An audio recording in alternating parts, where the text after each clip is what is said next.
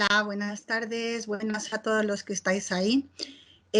Nos encontramos en unas circunstancias especiales y la verdad es que no queríamos faltar a la cita que tenemos con todos vosotros, con todas vosotras, porque creemos que en estos momentos estar aquí es un punto a favor para seguir con un estado de ánimo positivo, que es de lo que se trata en estos momentos tan complicados.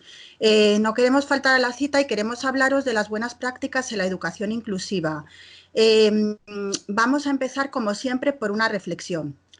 La inclusión nos obliga a pensar en las personas como ciudadanos. Los profesionales debemos salir del papel de expertos que prescriben y deciden y ser un equipo de apoyo para las personas. Es importante creer en los alumnos y en las alumnas como personas de evolución. Cada persona merece un trato digno y tiene los mismos derechos que todas las demás. Cada persona tiene un valor en sí misma. Creer en la inclusión como lo opuesto a la exclusión. Avanzar hacia la inclusión implica identificar, minimizar y superar barreras. Conlleva actitudes y compromisos. Y, por supuesto, como lo hemos dicho en muchísimas otras sesiones, la inclusión implica educar para la vida. Educar para construir vidas no es lo mismo que educar para superar ítems de desarrollo. Educar para la vida implica autodeterminación, conducta adaptativa, priorizar aprendizajes significativos y funcionales, aplicables a los contextos de cada persona. También es importante personalizar la enseñanza. Es necesario hacer una lectura positiva de cada alumno y de cada alumna, sin hacer juicios de valor hacia su persona. Habilitar para la participación en la comunidad, en los espacios de enseñanza-aprendizaje que van más allá del espacio aula y del colegio. Y establecer, por supuesto, canales de comunicación con las familias. Una vez leída esta reflexión inicial, que sería el ideal de la inclusión, vámonos a la realidad. Aunque ahora llevamos unos días bastante lejos de esa realidad escolar debido a las circunstancias tan adversas, pero que realmente nos ayudan a trabajar la resiliencia más que nunca en estos momentos, vamos a plantear una serie de bloques de preguntas enfocados a estas buenas prácticas. Vamos a empezar con la titularidad del centro y aquí te pido ayuda, Cristóbal, como siempre. A ver, Cristóbal, vamos a ir directamente al proyecto educativo. ¿Tú crees que actualmente el proyecto educativo del centro es el resultado de la participación de todos los agentes de la comunidad educativa? Bueno, buenas tardes primero a todos los que estáis ahí y habéis querido estar hoy con nosotros. Como dice Ana, hoy estamos en unas circunstancias un poco especiales, entonces no hemos querido faltar a la cita. Naturalmente, lo importante, yo creo aquí, independientemente del sistema que estemos utilizando, es trabajar un poco el tema de la inclusión desde la perspectiva de la práctica. Y me alegro que me hagas esa pregunta, Ana, porque creo que hay que empezar siempre desde una perspectiva de fundamentos. Mira, hay una cosa importante, lo digo para que los que estáis aquí con nosotros pues podáis interaccionar un poco mejor. Si veis aquí abajo a la derecha tenéis como una especie de mensajito donde podéis abrir la conversación. ¿De acuerdo? Ahí podéis en el chat, que os aparecerá en la parte derecha, hacer un pequeño comentario, mandar un mensaje, incluso mandar algún enlace, etcétera, etcétera, y de alguna manera pues interactuar también a medida que vamos trabajando con vuestras preguntas o vuestras ideas. Yo quería poner con esto, y a tenor de lo que ha dicho Ana, algo muy importante. Mirad, quiero que veáis algo que creo que entra directamente en el planteamiento del proyecto educativo. El planteamiento que tenemos o que debemos tener ya se definió en la UNESCO, que recuerdo que la UNESCO es la Organización de las Naciones Unidas para la Educación, la Ciencia y la Cultura, donde exponía claramente qué era o qué debía ser la educación inclusiva. Si os fijáis ahí, hay una cosa, hay una frase muy importante que dice, no son los sistemas educativos los que tienen derecho a cierto tipo de niños. Es por ello que es el sistema educativo de un país el que debe ajustarse a satisfacer las necesidades de todos los niños y jóvenes.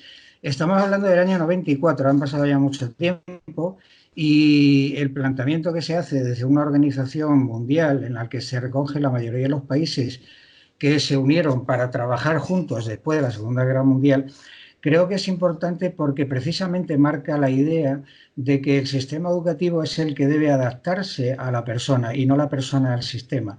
Evidentemente, si tenemos un proyecto educativo, es el proyecto educativo el que debe definir cómo se adapta ese sistema, ese centro o esa comunidad a la persona que aprende, es decir, al niño. Creo que es importantísimo, pero importantísimo también que no aparezca en un papel, sino que sea la labor de las ideas expuestas y en la que todos participan de una forma activa y cooperativa. Y además, ideas que deben ser las que de alguna manera dirijan la práctica educativa por concienciación propia. Por eso creo que es importante, aparte de tener un buen proyecto educativo, que ese proyecto educativo responda a la sensibilidad de quienes enseñan. Ujú. Actualmente, volvemos un poco a la realidad. Son muy pocos los centros que tienen planes de comunicación e información como inclusión, o sea, con la perspectiva de la inclusión por bandera, por así decir. ¿Realmente estamos avanzando o estamos hablando de inclusión siempre y se nos llena la boca de unas palabras maravillosas, pero a la hora de aterrizar en el centro educativo se vuelve otra vez a ciertos estereotipos y a ciertas etiquetas? Porque llevamos muchas sesiones con esto y de hecho nos trasladáis muchísimas inquietudes, pero nosotros desde aquí seguimos teniendo esa duda. Necesitamos opiniones vuestras. Mientras tanto, tú, Cristóbal, porque mi sensación a veces es que nos llena la boca de palabras preciosas, pero no acabamos de aterrizar. ¿Hay un plan de información real sobre la inclusión en los centros? ¿Ha calado este concepto? Bueno, voy a intentar contestar de una forma Ujú, comparativa, ¿no? ¿Cuántos años llevamos ujú, en un... Llevamos ya desde los años 80 en una definición de que estamos en un Estado de Derecho y democrático en el que todos tenemos derecho a una participación y en la que las ideas, sean mayoría o minoría, la gente debe respetarla, ¿no? Y que tenemos que tener un consenso para poder trabajar juntos. Y es una idea además que viene de mucho tiempo atrás. Es decir, la idea de democracia como sistema político es una idea que siempre ha estado en el aire de la historia de la humanidad. La inclusión, y no dicho de esta manera, es un concepto del siglo XX y del siglo XXI, pero dicho de otra manera, la atención a la diversidad de personas que hay también está presente en la humanidad desde hace muchos años. El tema es que el sistema de libertades y la idea de democracia, la idea del respeto a los demás, es algo que ha triunfado en los dos últimos siglos como un valor de vida para los sistemas, ¿no? Para los sistemas políticos, los sistemas educativos. Entonces, es verdad que la inclusión forma parte ya del sistema como un principio y también como un objetivo. Incluso yo diría que como una meta final para que el sistema educativo sea algo que es importante, ¿no? Que sea justo. Y es ujú, cierto, si alguien mira en las páginas web del Ministerio de Educación y Ciencia español, verá que la inclusión es un objetivo de este ministerio. Si ve multitud de proyectos educativos en los que se habla de atención a la diversidad, incluir la atención a la diversidad es hablar de inclusión educativa. Si ujú, vemos la cantidad de bibliografía que existe sobre el tema, también veremos que es al menos un concepto que de alguna manera es algo que está latente en cualquier aspecto que tenga que ver con los métodos de enseñanza y aprendizaje. ujú, La realidad, evidentemente, la realidad, igual que pasa en el otro concepto, es algo que se va resolviendo con la práctica. Y como pasa ujú, en este sentido en países que tienen una cobertura democrática, también es muy concreto en cada uno, ¿no? Tienen una cantidad de perspectivas muy diferentes. Yo diría que es verdad que vamos lento, es cierto, ujú, pero yo diría que la lentitud va más en la consistencia de cómo va caminando la sociedad en su conjunto, porque la educación es al fin y al cabo un reflejo de esa sociedad. Ya hemos puesto la semilla porque la sociedad quiere hoy en día más equitatividad y más justicia y está calando en la educación. Despacio, es cierto, pero también es cierto que muchas veces esas fines y esas metas tienen más que ver con el pensamiento, y lo hemos repetido multitud de veces, creo que desde el principio de nuestras sesiones siempre lo hemos reiterado y lo hemos recalcado, es una cuestión de actitud, no de conocimientos ni de recursos. Es una cuestión, primero, de actitud. La actitud en este caso, y más en este caso, que es una cuestión de valores, prácticamente lo es todo. Tardará más o tardará menos, pero una sociedad inclusiva, si parte de un fundamento y de un proyecto, tiene el viso de convertirse en realidad, y espero que no en demasiado tiempo. Queremos dejar un espacio, un ratito final de la sesión para charlar sobre y compartir con vosotros un segundo caso que no nos dio tiempo en la sesión anterior, que hablaba de inclusión y secundaria. Estamos hablando ahora de buenas prácticas a nivel de centro, pero me voy a ir directamente al equipo directivo y lanzo una reflexión para todos aquellos directores de centro que nos estén escuchando. Tú, como director o directora de centro, ¿has planteado alguna vez unas jornadas de reflexión para poner en valor las prácticas inclusivas? ¿El proyecto curricular de tu centro incluye contenidos para el desarrollo de proyectos de vida inclusiva? ¿Tú, como director o directora de centro, planteas acciones formativas para crear una cultura de inclusión? ¿Eres capaz de gestionar las prácticas educativas inclusivas? ¿Mantienes una actitud de escucha ante los problemas del alumnado y actúas en consecuencia? ¿Eres capaz de explicar a esas nuevas familias que esperan de tu centro que les ayudes con sus hijos y que les ayudes a desarrollar una personalidad integral de sus hijos? ¿Eres capaz de comprometerte a apoyarles a conseguir su proyecto de vida?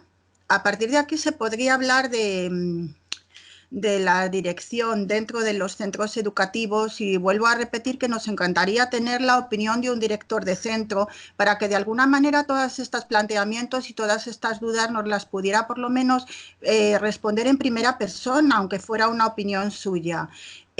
Vamos a ver, Cristóbal, partiendo de estas premisas y de estas preguntas que tienen su enjundia, actualmente realmente la inclusión ha calado en un equipo directivo en el equipo directivo de los centros. Hablo de generalidades, por supuesto. Bueno, yo creo que va calando poco a poco, y además creo que hay equipos directivos que contra viento y marea están intentando hacer una inclusión en muchos de sus centros. Creo que ya tenemos experiencias que así es cierto, ¿no?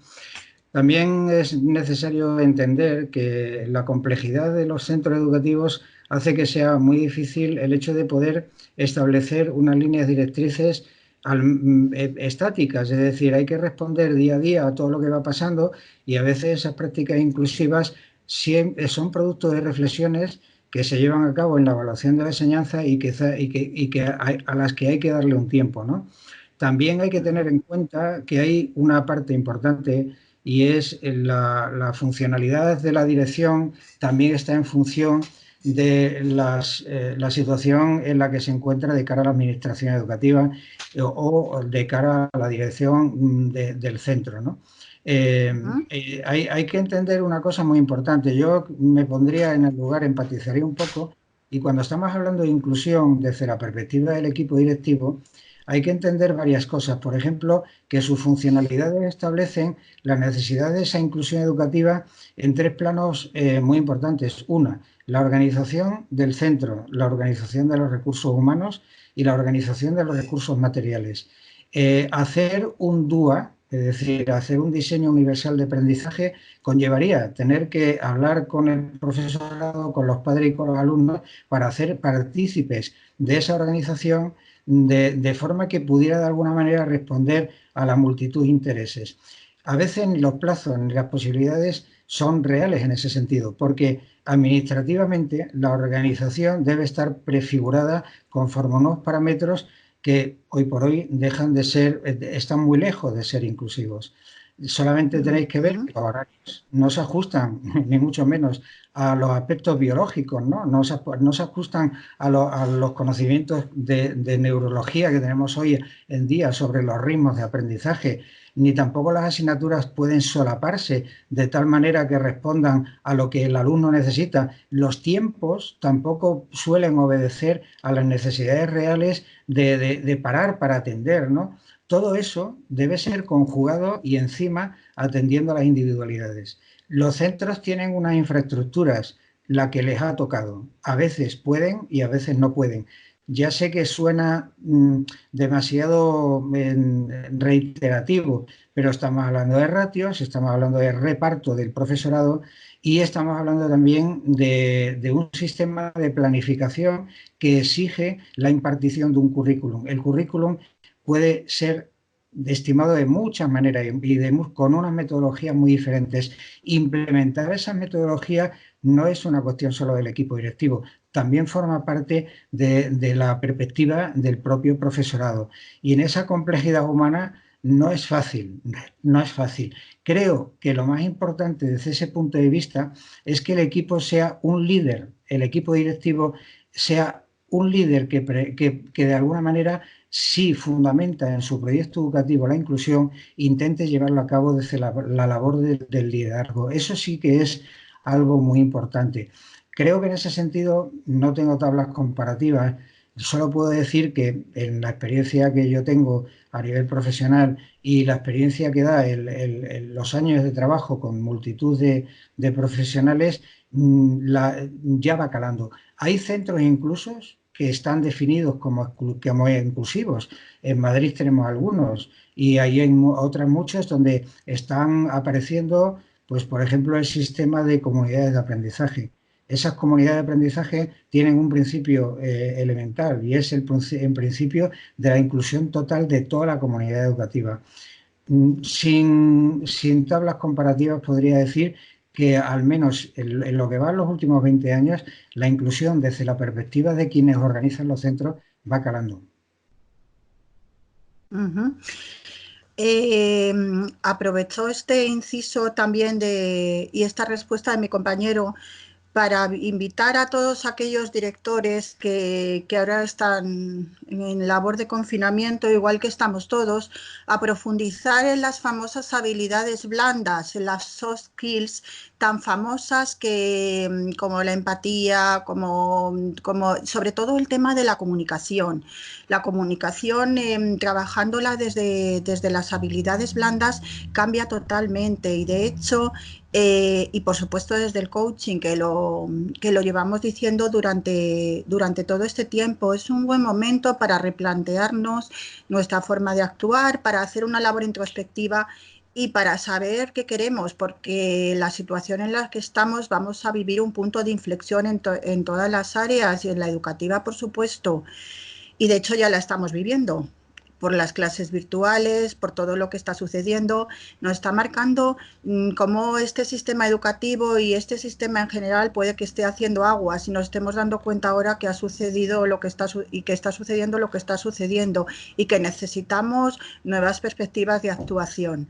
Vámonos con los profesionales por seguir un poco con las buenas prácticas. Los profesionales, los profesores, los docentes, las docentes, hemos hablado muchísimo de ellas en todas las sesiones. Entonces, para, por supuesto, contar con ellos en las buenas prácticas, vamos a ofrecer otra batería de preguntas. Tú como profesor, como profesora, como docente, ¿comprendes las diferencias y el valor de cada alumno que tienes en clase? ¿Ofreces igualdad de oportunidades? ¿El programa educativo que utilizas mantiene habilidades significativas adaptadas a cada uno de tus alumnos o alumnas? ¿Implicas a las familias? ¿Trabajas en equipo? ¿Compartes decisiones con el resto de tus compañeros? ¿Existe una reflexión compartida? ¿Existe intercambio de conocimientos con profesionales e incluso de otros centros? ¿O existe rivalidad? Vamos a hablar un poco de esta palabra última que para mí no cabe en el sistema educativo. ¿Existe rivalidad actualmente en lo del profesorado? ¿O existe realmente existe una labor de equipo y compartida? ¿Qué opinas tú de eso? ¿Se sigue diciendo, es que este nos ha dicho esto, es que no? Es decir, ¿existe un ambiente saludable y sano en un equipo de profesorado? ¿O es una pregunta un poco complicada? Bueno, Ana, no sé si hay, creo que ha entrado alguien. Me Ah, gustaría que vale, saludara, pues si ha si entrado no, alguien, estupendo. me gustaría que saludara. Genial. Bueno, de todas maneras, a ver, Ujú. yo por continuar un poco la dinámica, a mí me parece que, y llevo ya muchos años en educación, desde la perspectiva del profesor y también desde la perspectiva del orientador. Como sabéis, nosotros, además de orientar en esta Comunidad de Madrid, estamos también dando clases, somos profesores y por lo tanto tenemos las mismas dinámicas educativas que pueden tener los profesores en práctica. Creo que la idea de equipo, el trabajo en equipo, pues hoy por hoy tiene unos niveles muy bajos. También es Ujú. verdad que tampoco está demasiado fomentado porque las reuniones de trabajo son muy administrativas, es decir, están marcadas en el horario, tienen que responder a esta situación y suelen ser también un poco desde la perspectiva de metas muy en el tema de los plazos administrativos, ¿no? Tampoco la organización da mucho pie a que el trabajo en equipo pueda realizarse desde otra perspectiva, ¿no? Lo de reunirse para determinar determinado tipo de aspectos para trabajar en la clase, muchas veces te digo que eh, hay que hacerlo en los recreos o después de Ya. las clases. Ujú, Y eso no ayuda para nada porque hay que tener una motivación ujú. interna y hay que hacerlo en el momento oportuno, ¿no? Y no de una forma aquí te pillo, aquí te mato, ¿no? Pero la cultura de trabajo en equipo no está desarrollada. No está desarrollada en la enseñanza. Y es curioso, ¿no? Porque realmente es uno de los principios que debería ser cuando un grupo, le llamamos siempre equipos docentes, equipos directivos, equipos de profesores, ¿no? Llamamos equipos, pero ese sustantivo está, está muy vacío de contenido. Es decir, podremos llamar Ujú, profesores o reunión de profesores o reunión de docentes, ¿no? Pero a veces cuando se llamamos equipo creo que estamos dando un nivel que no tiene. ujú. Primero que los grupos se forman, es cierto, pero el equipo es otra cosa. El equipo Claro. requiere un tiempo de formación, establecimiento de roles, liderazgo, tal, y Ujú, eso no se hace en un momento, ¿no? Entonces, si no se puede, si no se tiene cultura de equipo y es difícil trabajarla, difícilmente puedes enseñarla. Por lo tanto, en ese sentido hay mucho trabajo por delante, ¿no? Vuelvo a repetir que aquí es muy importante la labor del equipo directivo que fomente el trabajo en equipo, pero como un verdadero equipo de trabajo, ujú. descubriendo esa otra faceta que no tiene que ver con la parte administrativa, sino con la parte de personas reunidas para cumplir un objetivo, y en este caso es mejorar los procesos de enseñanza-aprendizaje. En esos momentos es donde sí realmente salen verdaderamente los problemas y también las verdaderas soluciones. Hablando de eso, Ujú. creo que en estos momentos, por ejemplo, es un momento ideal. Es decir, aquí se tiene que trabajar de una forma diferente. Estamos ante una situación novedosa y lo que habría que hacer era trabajar cooperativamente. Ahora sí se necesita esa cooperación, esa asunción de valores de que cooperando se va a trabajar mejor, de que necesitamos organizarnos para dar una respuesta educativa coherente por las necesidades actuales, ¿no? Ahora mismo es mucho más necesaria. Y lo que creo que, por ejemplo, sería interesante es ver si esto fomentaría realmente el trabajo de equipo una vez que volvamos a la realidad no virtual. Porque igual aquí empezamos a descubrir posibilidades que no estamos realmente sabiendo apreciar y utilizar en la enseñanza presencial, ¿no? Y en las reuniones de trabajo. A veces atendemos más aquí que en las propias reuniones presenciales.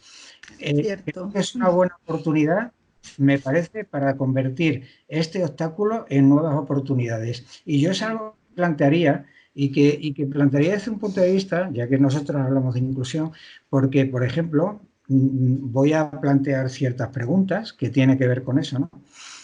Organizar un aula para hacer una teleformación, bueno, pues podemos utilizar multitud de herramientas. Esta que tenemos ahora mismo es una de ellas, ¿no?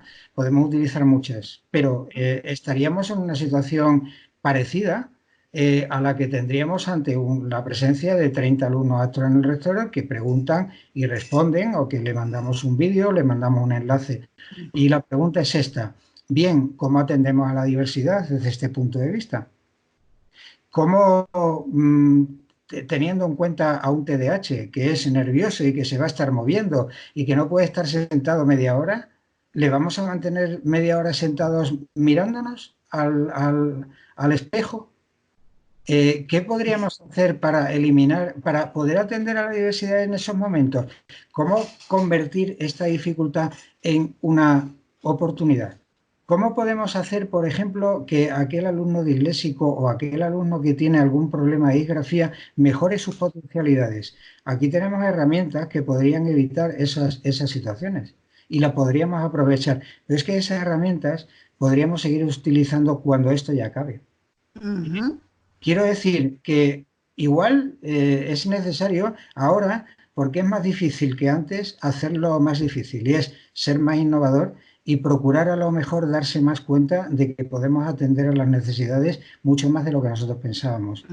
Yo planteo este reto y me gustaría que los profesores lo fueran también de alguna manera reorientando, ¿no? Porque creo que es una gran oportunidad de ver si con esta nueva situación podemos hacer una atención mucho más inclusiva. Es además un reto. Vamos si os parece, vamos a hablar sobre ese caso que nos quedó pendiente, ya que vamos acercándonos un poquito, ya estamos un poquito casi en el último cuarto de hora. Vamos a hablar de ese caso que nos quedó pendiente en la sesión anterior, cuando hablábamos de inclusión en la ESO, en la secundaria. Voy a leer. A ver, nos centramos en un aula de segundo de la ESO, al que asisten 21 estudiantes, entre los cuales 2 presentan necesidades especiales asociadas a discapacidad y otros 2 presentan conductas antisociales. En concreto, FJ, de 14 años, manifiesta conductas problemáticas en el aula, como contestando al profesorado, provocando a los compañeros mediante insultos, destrozando material del centro, interrumpiendo la dinámica de trabajo, levantándose o dando golpes, es decir, un ejemplo de disrupción, y de varias disrupciones además. Todo esto ocasiona enfrentamientos con el profesorado y perturba lógicamente el funcionamiento de las actividades del aula, y además provoca un bajo rendimiento académico en el propio alumno.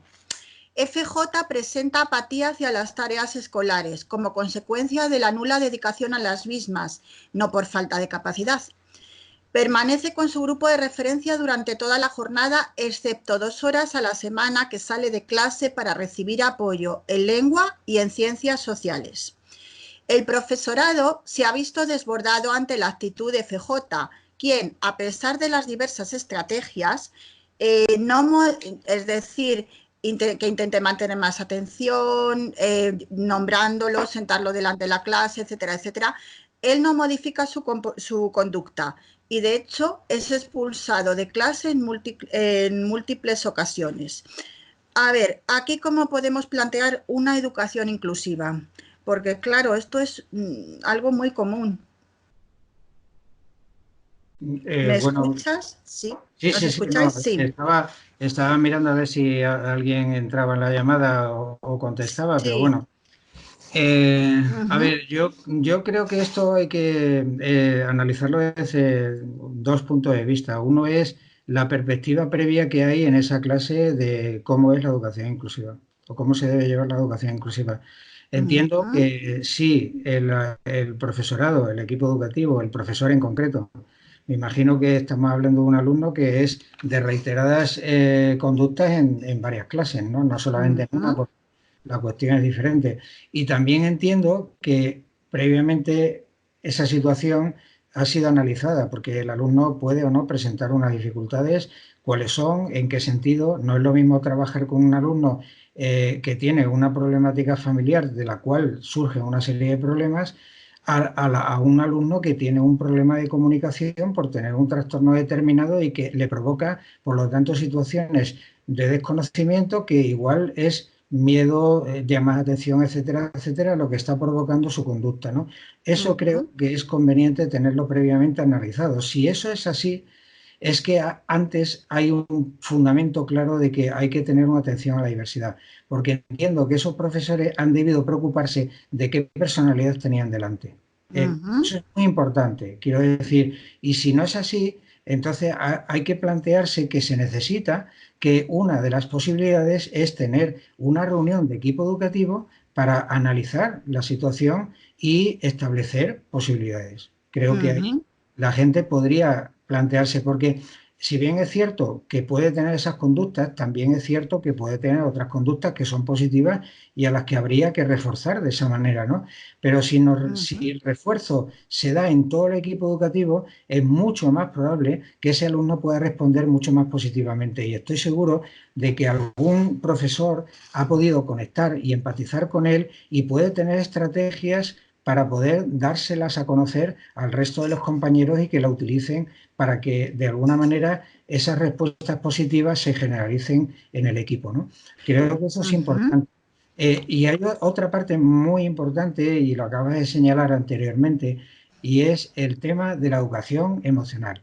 Es decir, ujú, volvemos a repetir que estamos con personas, que somos personas que tenemos una relación de comunicación emocional y sentimental en cualquier contexto, y el educativo no es diferente, y que tenemos que ser capaces de tener un concepto claro de autoestima, un concepto claro de resiliencia, un concepto claro de empatía, un concepto claro de asertividad, una idea muy clara de cómo actuar en determinadas situaciones con habilidades sociales. Eso forma parte del sistema, es decir, no estoy hablando solo de la educación emocional del alumno, estoy hablando de la educación emocional de todos. Es decir, ujú. la forma de responder a eso, estoy totalmente seguro que será muy diferente. La del profesor que, concienciado de su inteligencia emocional, sepa usarla en ese momento para de alguna forma desactivar muchas de las situaciones y muchas de las conductas de ese alumno. No simple y llanamente porque lo quiera, sino porque sabe que es algo que hay que hacer y que además funciona, ¿no? Eso creo que también tiene mucho que ver con cómo se esté asimilando desde el centro la Ujú, educación de la personalidad del alumno. Y volvemos al principio. Tenemos los fundamentos de educar en la atención a la diversidad y educar a las personas. Si eso es así, de alguna manera esas conductas, me refiero en el sentido general, ujú, normalmente suelen reducirse al mínimo. ujú. Vamos a leer un poco, continuando por supuesto con el caso, un poco ámbito de actuación. A ver, en el ámbito curricular, dentro de una línea de actuación común de todo el profesorado, las actividades para FJ no se modifican sustancialmente. A veces, en determinadas áreas y ocasiones, se proporcionan a FJ actividades cortas y de fácil resolución que le resulten motivadoras. En otras ocasiones, se le disminuye el nivel de exigencia. Como parte de las pautas establecidas, se le ofrece la posibilidad de acceder al Departamento de Orientación a realizar actividades de interés. Por ejemplo, búsqueda de información en Internet, lectura de artículos, prensa deportiva, siempre y cuando su comportamiento en el aula sea adecuado. ¿Es suficiente todo esto? Yo creo que, Ana, hay algo muy importante que subyace dentro de la respuesta que se está dando. Si te das cuenta, la respuesta es una respuesta absolutamente curricular. Uh Actividades, -huh, búsqueda de... No, no, no, no, no, no, no, no. Es un problema de comportamiento, no es un problema de uh conocimientos. -huh, ¿Estamos dando una respuesta o simplemente soslayando la dificultad? uh El -huh, comportamiento no se podrá trabajar simplemente aportando actividades académicas. Esa no es ninguna solución. No solo no es una solución, probablemente causará más desánimo en el alumno, porque lo que espera el alumno no es una respuesta curricular, es una respuesta emocional, es una respuesta de contexto. y un contexto personalizado, es decir, tendríamos que buscar sus motivaciones. ¿Para qué va el departamento a hacer actividades deportivas? Igual va para hablar de sus problemas familiares. Y eso es algo que debe plantearse. Es decir, el departamento no debe estar para dar unas actividades en función de lo académico. Ahí tiene una labor fundamental y es el trabajo, la parte emocional de la persona. Es mucho más efectivo, por ejemplo, que el alumno vaya a aprender habilidades sociales y que eso no forme parte del trabajo del departamento de una forma unipersonal, sino que forme parte del contexto educativo en el que está el alumno como una parte fundamental de la actuación que se tiene con ellos. Es decir, que si el alumno puede ir a hacer una actividad que sea la búsqueda bibliográfica, eso lo podrá hacer en la asignatura de lengua y literatura. Y lo hará, por ejemplo, porque se ha pensado que en un momento determinado es conveniente que el alumno en su disrupción salga de clase. Se puede tomar como una estrategia, ¿por qué no? Pero esa no es la estrategia para que vaya al departamento. El departamento habrá dado o habrá aportado otras soluciones, como por ejemplo la de que en determinadas situaciones en el departamento aprenda a ser capaz de dar una respuesta emocional ante las dificultades con sus compañeros y con los profesores. Y eso implica enseñar la autoestima, enseñar la asertividad o enseñar las habilidades sociales. Lo que antes hablábamos de las habilidades blandas, que quizás sea lo que en ese momento ese alumno necesita. El enfoque, creo yo, que debe, en estos casos sobre todo, que son cuestiones de comportamiento conductual, tienen que tener una respuesta emocional evidente. Y en ese sentido, tiene que ser una respuesta que implique a todo el equipo educativo. Para cerrar un poco el caso y luego terminar un poco con las buenas prácticas, yo dejaría una pregunta en el aire. Una afirmación y que luego más que una pregunta o quizá una reflexión. Las habilidades sociales, las habilidades emocionales no son habilidades aisladas que están ahí y resulta precioso hablar de ellas. No, las habilidades sociales están dentro de una asignatura de lengua y en sus docentes, dentro de una asignatura de matemáticas y en sus docentes, dentro de una asignatura de ciencias y en sus docentes, dentro de una asignatura de dibujo y en sus docentes. Es decir, no podemos hablar de habilidades sociales en un departamento de orientación. No. Las habilidades sociales están dentro de nosotros y nos corresponde por propia profesionalidad y por propia autoconciencia como personas formarnos en ellas. Cerrando esto, vámonos para terminar un poco el bloque de hoy a las buenas prácticas. Antes hablábamos de los profesionales.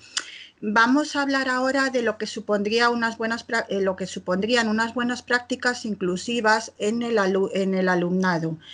Voy a lanzar una batería de preguntas. Para mí esta batería creo que está bastante más alejada de la realidad que las anteriores. ¿Tú como alumno o alumna participas en la elaboración de tu plan de apoyo? ¿Participas en actividades lúdicas de tu pueblo o ciudad y compartes programas educativos con otros chicos y chicas de centros de tu zona? ¿Participas en programas de autoconocimiento, de autocontrol y de fomento de la autodirección, que llevaría a la autonomía, por supuesto, educativa? ¿Eres capaz tienes foros específicos para discutir sobre aquellos aspectos escolares y sociales que te llaman la atención o que te inquietan? Ante esta batería de preguntas, dime tu opinión, Cristóbal. Para mí está muy lejos de la realidad esto todavía. Nos circunscribimos a nuestro centro, pero no te estoy hablando del equipo directivo de los profesores. Permitimos a los chicos que realmente tomen conciencia con aquello que está más allá de los muros del colegio y compartan con los otros chicos lo que es la realidad. Bueno, yo creo que lo que es la educación para la vida.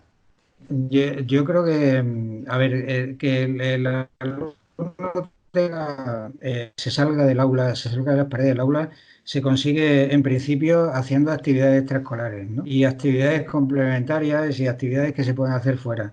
Pero vuelvo a insistir que es muy importante si además se incluye la parte precisamente de que estamos haciendo una labor de atención a la diversidad cuando se hacen esas prácticas. No es solamente ir al teatro, no es solamente ir a ver una obra, no solamente es hacer una excursión, no solamente... No, no, no, no. En lo que consiste es que se está planificando una actividad, sea o no dentro del aula, en la que se tenga que respetar los principios de atención a la diversidad siempre.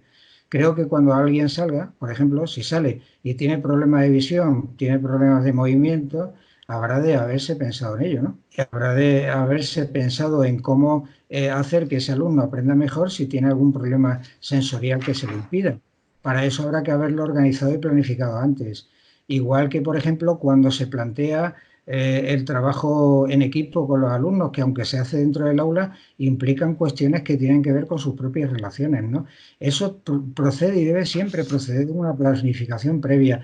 Creo que siempre que hay todos los profesores tienen un programa de trabajo, tienen un plan de trabajo para el día, para la semana, para el mes y tienen su propia programación, ¿no?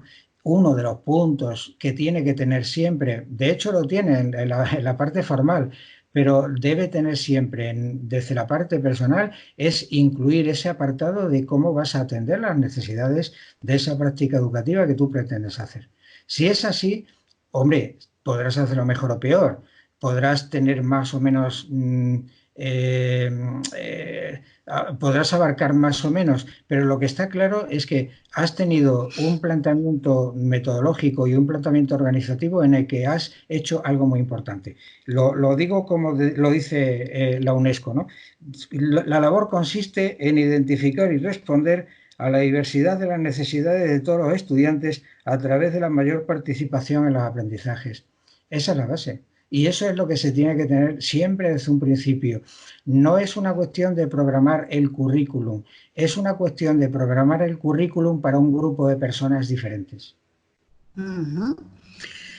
Finalizaríamos las buenas prácticas de las familias. Hemos hablado muchísimo, les hemos dedicado sesiones completas y finalizaríamos estas buenas prácticas, aparte de destacar la importancia de la participación de las familias en los diseños del plan de trabajo y demás, con la interacción de la comunidad, del centro en la comunidad educativa y en el entorno.